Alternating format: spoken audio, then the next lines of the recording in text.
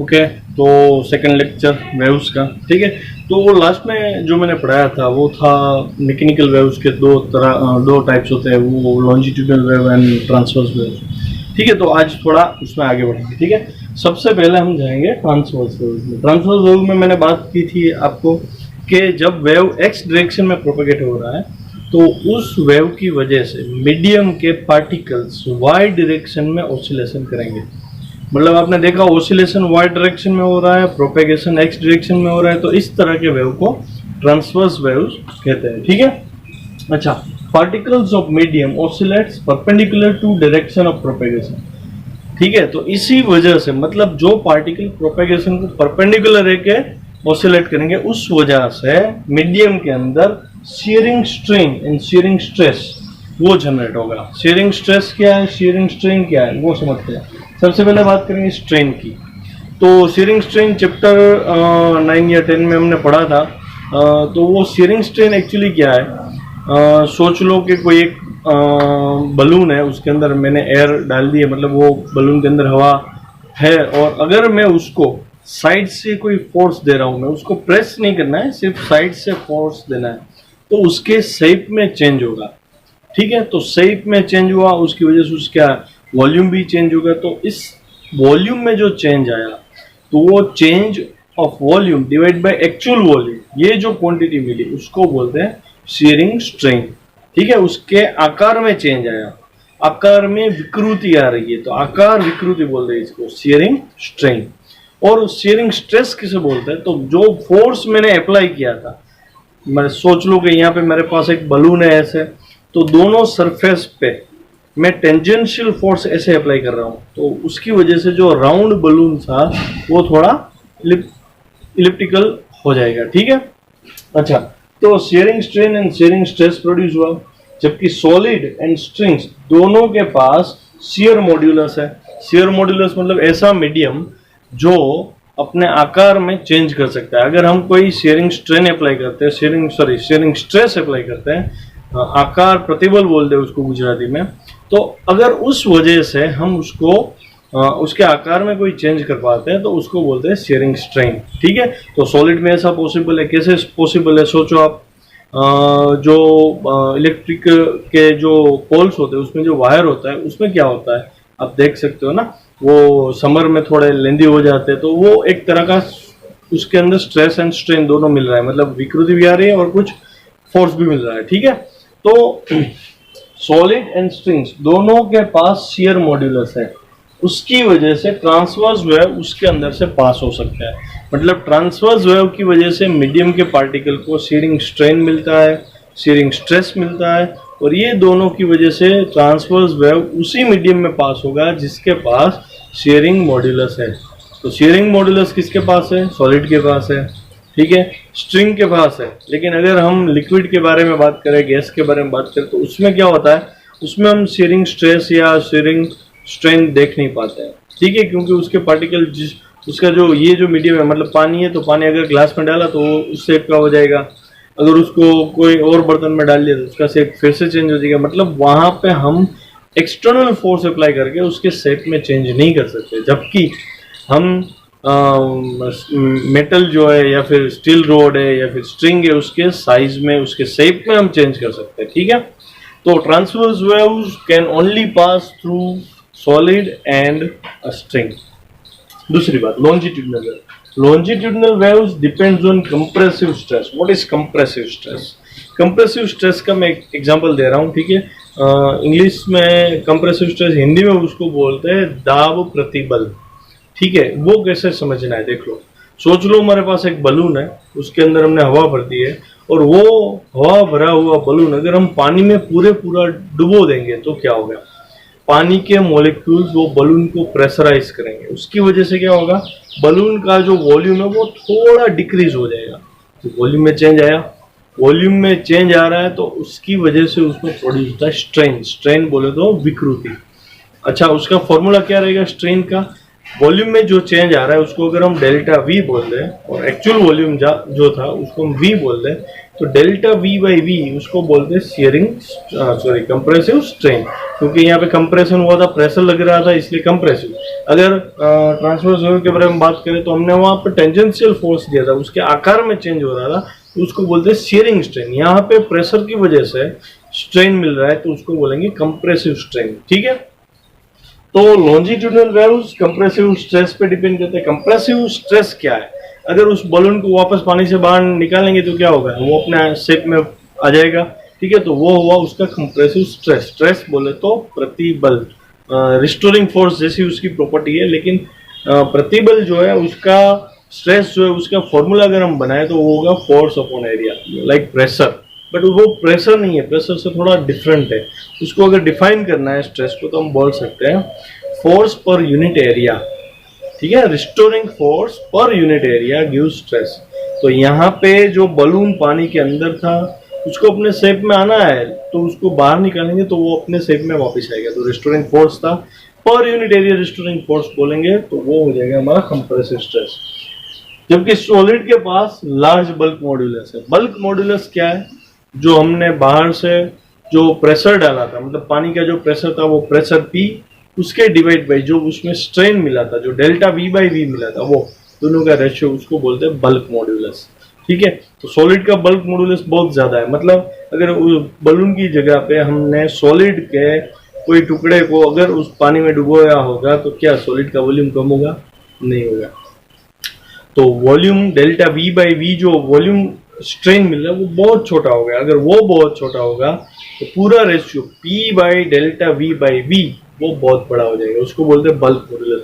Solid का bulk modulus बहुत बड़ा है, या फिर आप ऐसे बोल सकते हो सॉलिड को हम कंप्रेस नहीं कर सकते, जबकि गैस है या फिर लिक्विड है उसको थोड़ी उसमें कंप्रेसिबिलिटी, गैस को सबसे ज्यादा कंप्रेस कर सकते हैं, पानी को थोड़ा कम कर सकते हैं। ठीक है, और जो सॉलिड है उसको बहुत ही कम तरीके से। ठीक है, कोई सॉफ्ट मेटल है लाइक मर्क्यूरी है, सोडियम है, तो उसको थोड़ा बहुत कर सकते हैं।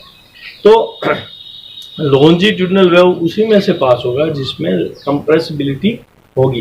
तो पानी के अंदर है, लिक्विड के अंदर है, गैस के अंदर कंप्रेसिबिलिटी है, तो longitudinal waves can pass through fluids. Fluids मतलब liquid plus gas medium. Okay, अच्छा दूसरी बात, स्टील रोड है तो उसके पास भी लेस कंप्रेसिबिलिटी तो है, तो longitudinal wave also can pass through a solid rod.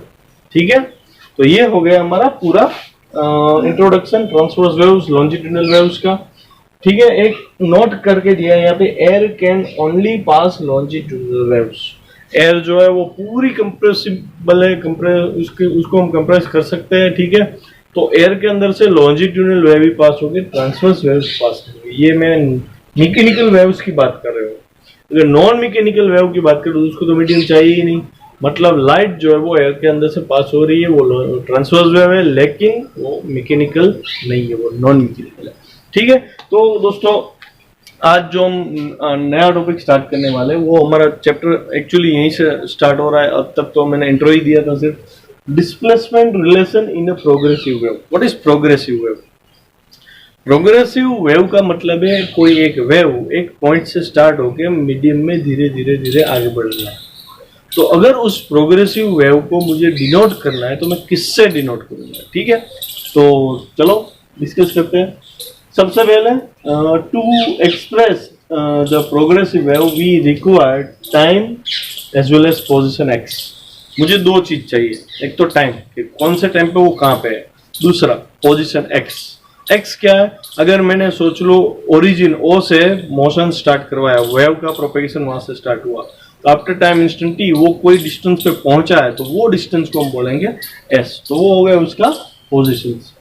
Suppose the wave is sinusoidal and transverse. Sinusoidal मतलब साइन का फंक्शन है या फिर कॉस का फंक्शन है, और 14 चैप्टर में आपने देख लिया। ठीक है, तो सोच लो कि ट्रांसवर्स वेव है, ट्रांसवर्स वेव मतलब प्रोपेगेशन ऐसे होगा तो ऑसिलेशन उसको परपेंडिकुलर रहेगा। ठीक है, साइनसॉइडल वेव लिया मैंने, ट्रांसवर्स वेव लिया। आगे position of wave is denoted bye x, मतलब ओरिजिन से वो प्रोपेगेट होके कोई एक डिस्टेंस पे पहुंचा, तो ये डिस्टेंस जो है उसको मैंने बोल दिया है एक्स। ठीक है, अच्छा and position of oscillating particle is denoted by y at time T.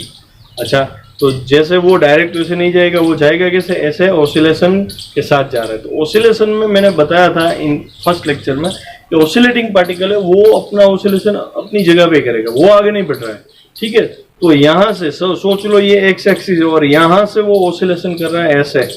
तो टी इंस्टेंट पे जब वेव यहाँ पे पहुंच गया है तब ये पार्टिकल कहाँ पे पहुंचा है, वो डिस्प्लेसमेंट ओरिजिन से कितना है, मतलब जो प्रोपेगेशन वेव का जो मेन एक्सिस है वहां से वो डिस्टेंस कितना है, उसको बोलेंगे हम वाई, जो हमने 14 चैप्टर में पढ़ा था, distance from mean position y, ठीक है। तो एक्स हो गया टी इंस्टेंट पे डिस्टेंस एंड वाई हो गया मीन पोजीशन से डिस्टेंस, ठीक है।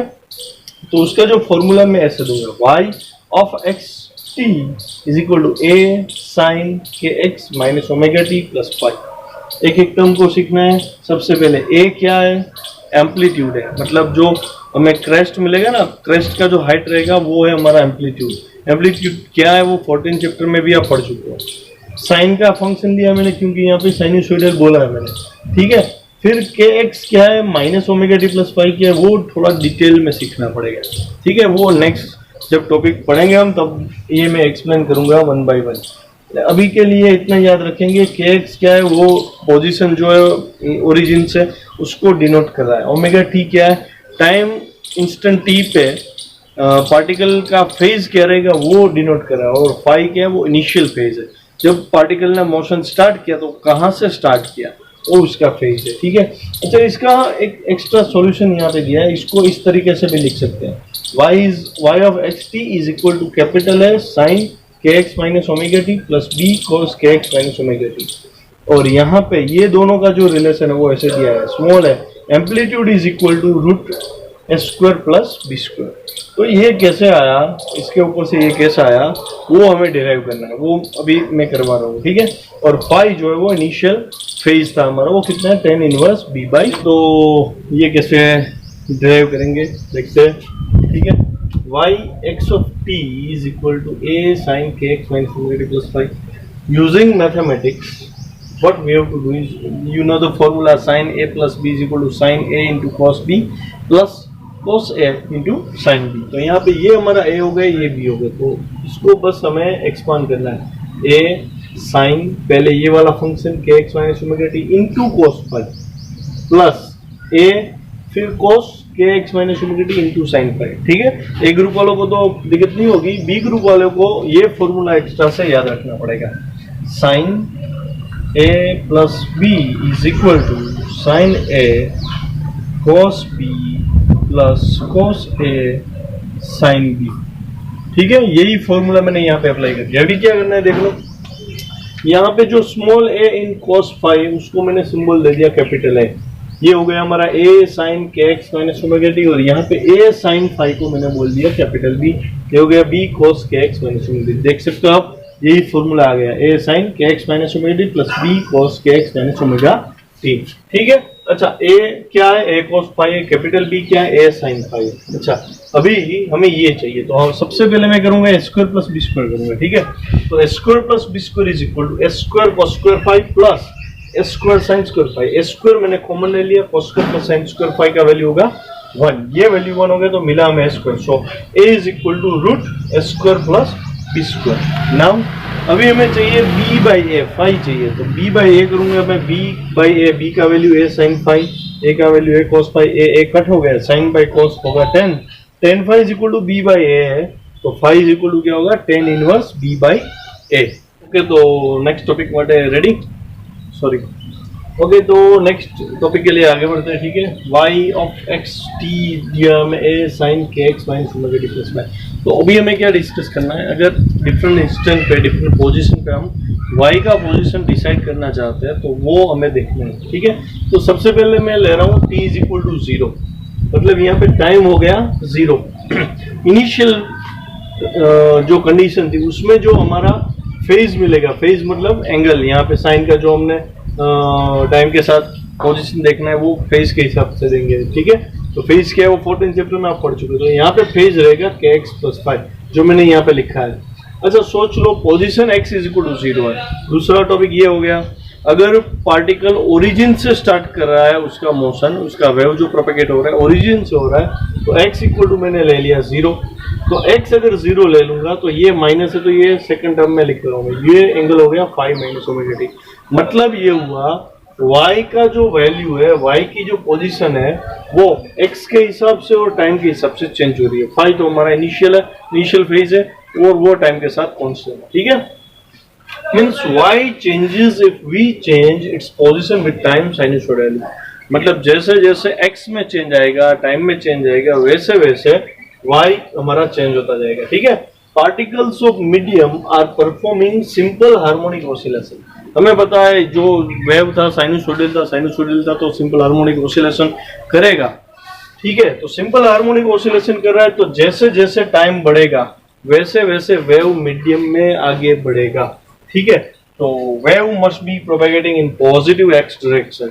अच्छा, एक फॉर्मूला देखते हैं हम, y x of t is equal to a sin kx minus omega t plus 5। देखो ये नेगेटिव साइन है, इसका मतलब x बढ़ेगा, जैसे जैसे टाइम बढ़ेगा ये जो एंगल है हमारा टोटल उसमें चेंज आएगा, उसी तरह से चेंज आएगा जैसे y का ऑसिलेशन होने के बाद वेव का प्रोपेगेशन पॉजिटिव एक्स डायरेक्शन में जाएगा। अच्छा, यहाँ पे अगर मैं पॉजिटिव ले लूं तो क्या होगा, अगर यहाँ पे ये मैंने पॉजिटिव ले लिया, ये पॉजिटिव, अगर ये यहाँ पे प्लस ये हो गया तो प्लस होगा तो वो नेगेटिव एक्स एक्सिस पे आगे बढ़ेगा, ठीक है। मतलब अगर के x minus omega t plus 5 है तो वो पॉजिटिव एक्स एक्सिस पे प्रोपेगेट करेगा।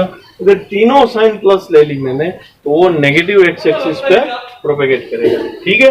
ये कॉन्सेप्ट हमारा क्लियर हो गया। आपको ये याद रखना है, अगर यहाँ पे माइनस है तो पॉजिटिव एक्स एक्सिस में आगे बढ़ेगा, यहाँ पे अगर प्लस है तो वो नेगेटिव एक्स एक्सिस पे आगे बढ़ेगा, ठीक है।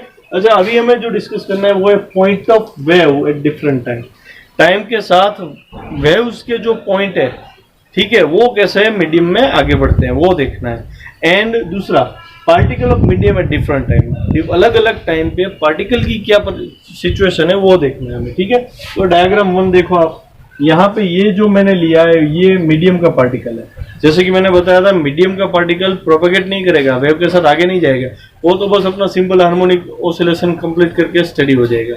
जबकि वेव के पॉइंट्स जो है, वेव का जो अगर कोई एक पॉइंट ले लूं मैं, सोच लो यहाँ पे मैंने इसको एक्स से डिनोट किया है, तो वो धीरे धीरे आगे बढ़ता जाएगा। तो डिफरेंट टाइम पे वो देखना है। डायग्राम 1 में से हो रहा है। डायग्राम 2 आप देखो तो ये जो पहले यहाँ पे था इस डायग्राम में, यहाँ से वो ऑसिलेशन करके यहाँ पे आया, उसी वक्त वेव मीडियम में आगे जा चुका था। मीडियम का जो एक्स पार्टिकल मैंने यहाँ पे लिया था वो अभी आप देख सकते हो थोड़ा आगे निकल गया, ठीक है। तो points of waves can move ahead where when particles of medium cannot move, they only perform simple harmonic oscillation। Diagram 3 में भी आप देख सकते हो ये पार्टिकल यहीं पे है, अभी वो वापस मीन पोजीशन पे जा रहा है, और अपना जो वेव का जो पॉइंट था वो यहाँ पे आगे बढ़ चुका है, ठीक है। ये हो गया पार्टिकल का simple harmonic oscillation in point का प्रोपेगेशन।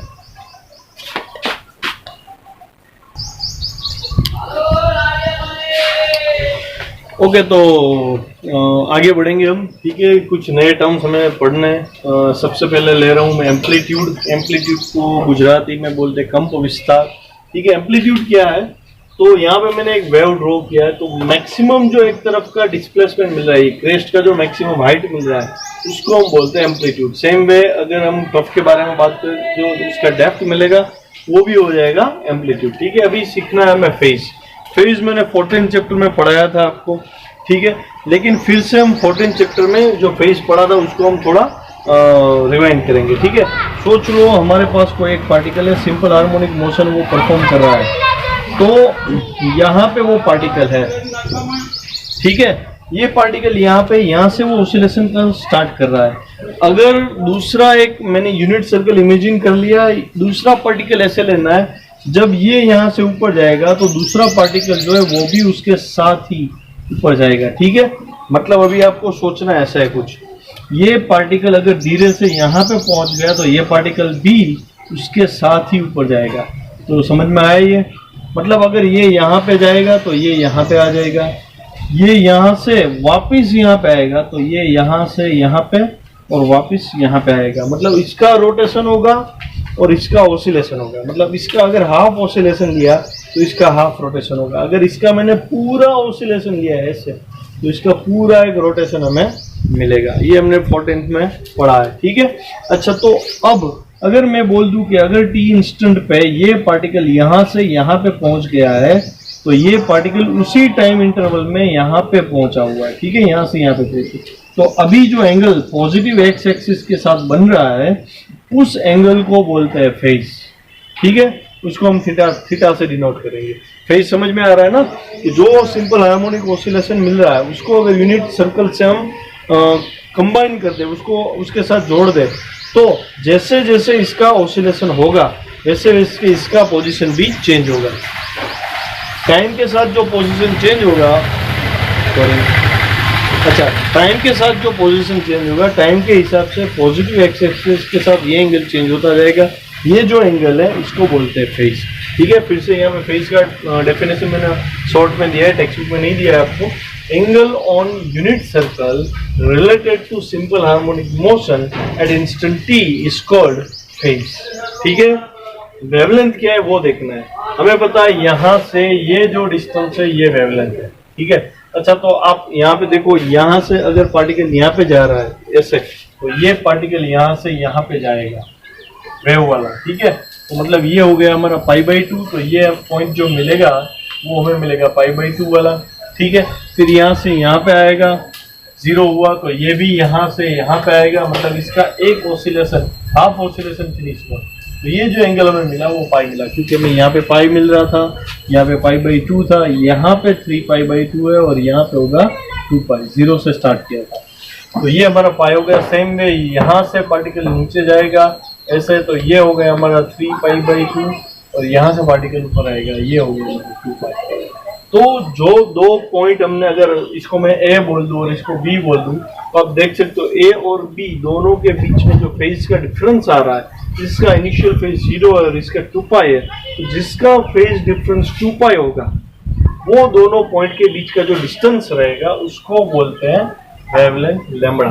डेफिनेशन भी कुछ ऐसा ही है, minimum distance between two points, यहाँ पे मैंने ए और बी लिया है, minimum distance between 2 points having phase difference 2π is called wavelength lambda. Okay, got it? अच्छा, अभी जो नेक्स्ट टॉपिक है वो है एंगुलर वेव नंबर। ये थोड़ा हार्ड है, थोड़ा उसको डिटेल से समझेंगे, ठीक है। चलो मैं फॉर्मूला ले रहा हूँ वही, y = a sin kx minus omega t + 5। Minus का मतलब क्या हुआ, ये जो वेव है जो आगे बढ़ने वाला है वो पॉजिटिव x डायरेक्शन में आगे बढ़ेगा, यहाँ पे माइनस है इसकी, ठीक है। अच्छा, सोच लो, टाइम इंस्टेंट मैंने 0 ले लिया, इनिशियल फेज भी 0 ले लिया, मतलब पार्टिकल यहाँ से मोशन अपना स्टार्ट कर रहा है, तो टाइम 0, तो यहाँ ये पार्टिकल अगर यहाँ से स्टार्ट करेगा तो ये सर्कुलर मोशन वाला भी यहीं से स्टार्ट करेगा, तो एक्स एक्सिस के साथ इसका एंगल क्या हो गया, 0। तो मतलब हमारा इनिशियल फेज भी 0 है, टाइम भी 0 है, तो दोनों टर्म अगर 0 हो गई तो हमें y मिला a sin kx, ओके। तो y मिल गया हमें a sin kx। अच्छा, आपको पता है साइन जो है उसका जो पीरियड है वो 2π रेडियन का है, मतलब आफ्टर एवरी 2π रेडियन वो अपनी वैल्यू को रिपीट करता है। जैसे कि आपको पता है साइन π/2 का वैल्यू क्या है, आपको पता है साइन π/2 का वैल्यू 1 है।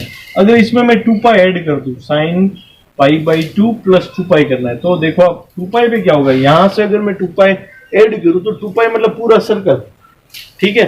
तो 2π मैंने ऐड कर दिया, वापस वहीं पे आ गया, तो वैल्यू साइन का वैल्यू चेंज नहीं होगा, साइन π/2 + 2π 1 ही हो जाएगा। अगर मैंने साइन π/2 + 4π कर दिया, मतलब 2 टाइम्स 2π ऐड किया, तो भी उसका वैल्यू 1 ही होगा।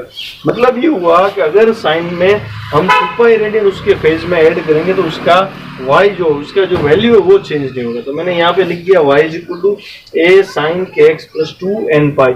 n की वजह है, एक बार रिपीट करो, 2 बार रिपीट करो, 3 बार, जितनी भी चाहे आप रिपीट कर लो, जितनी बार भी, y का वैल्यू चेंज नहीं होगा, ठीक है। तो अभी नेक्स्ट टर्म में मैंने क्या कर दिया, दोनों में से k को कॉमन ले लिया, ठीक है। तो y हमें मिला a sin k x + 2nπ/k, k common लिया है तो यहाँ पे डिवाइड करना पड़ेगा, ठीक है। अच्छा, y का वैल्यू x पे एंड x + 2nπ/k पे सेम ही रहेगा, जैसे मैंने बोला था, after every 2π sine repeats its value, ठीक है। तो अगर मैं n = 1 ले लूँ, n1 मतलब मैंने 2π का ही चेंज लेना है, तो यहाँ पे 2nπ में n का वैल्यू मुझे 1 करना है, तो अगर n 1 हो जाएगा तो क्या होगा, तो ये भी आपको ध्यान से सीखना है। आप देख लो यहाँ पे ये एक वेव में ले रहा हूँ, ठीक है। अच्छा, यहाँ पे मैंने इनिशियल जो पोजीशन लिया था कुछ, ये जो डिस्टेंस था x था, यहाँ से ये डिस्टेंस कितना था, x था, ठीक है। और यहाँ पे जो पार्टिकल वो सिलेक्ट कर रहा था उसका पोजीशन डिस्प्लेसमेंट y था, तो x पोजीशन पे यहाँ पे, और दूसरा जो पार्टिकल है वो यहाँ पे, तो इसको मैंने बोल दिया था x प्लस 2n पाई। यहाँ पे आप देख सकते हो, ठीक है, 2n पाई बाई के, ये और एक डिस्टेंस हो गया। अच्छा, तो मुझे यहाँ से ये डिस्टेंस चाहिए, आप देख सकते हो यहाँ पे दो वेव आ रहा है, ठीक है। लेकिन अगर मैं n का वैल्यू 1 ले लूँ तो क्या हो जाएगा, तो ये पॉइंट यहाँ पे नहीं, यहाँ पे लेना पड़ेगा। क्यों? क्योंकि n का वैल्यू हमने 1 लिया है, ये तो x प्लस 2 पाई बाई क्या हुआ। अच्छा, तो हमें चाहिए क्या, हमें चाहिए वेवलेंथ। तो वेवलेंथ क्या होगी, तो पूरा ये डिस्टेंस कितना है हमारा, x प्लस 2 पाई बाई के, और ये डिस्टेंस कितना है हमारा x, तो x प्लस 2 पाई बाई के में से x को अगर हम रिमूव करेंगे तो हमें मिलेगा लैम्बडा। तो मैंने डायरेक्ट यहाँ पे लिखा है lambda is equal to x plus 2 1 pi by k minus x will be cancelled out and we got x is equal to 2 pi by k. मतलब हमें लैम्बडा मिला, यहाँ पे लैम्बडा का वैल्यू मिला 2 पाई बाई के। लेकिन k क्या है, तो k ही तो हमें फाइंड करना था ना, जो मैंने यहाँ पे हेडिंग किया ना एंगुलर वेव नंबर, वही हमारा k था। तो k का फॉर्मूला हमने डिराइव किया, k is equal to 2 pi by lambda. k को यहाँ पे वेव वेक्टर भी कहा जाता है या फिर एंगुलर वेव नंबर से भी वो पहचाना जाता है, ठीक है। तो आज के लिए इतना काफी है। आप ये लेक्चर जो है थोड़ा हार्ड है, थोड़ा स्टार्टिंग है, तो ये लेक्चर एक बार, दो बार, तीन बार रिवाइज करते रहे, ठीक है। पॉसिबिलिटी ये भी थी कि अगर मैं जूम पे चाहूँ तो जूम पे वीडियो ले सकता था, लेकिन तो क्या होता, जूम पे एक बार डिस्कस कर दिया, फिर जब आप दूसरी बार पढ़ने बैठोगे तब शायद कुछ पॉइंट्स आप भूल जाओगे। तो ये यूट्यूब पे मैं इसलिए लगा रहा हूँ कि जो अगर आपने एक बार पढ़ा, कुछ डाउट्स रह गए, तो आप दूसरी बार मेरा लेक्चर देख सकते हो। अगर 2-3 बार देख लिया तो प्रिपरेशन में आपको काफ़ी हेल्प रहेगी, ठीक है। चलो आज के लिए बाय।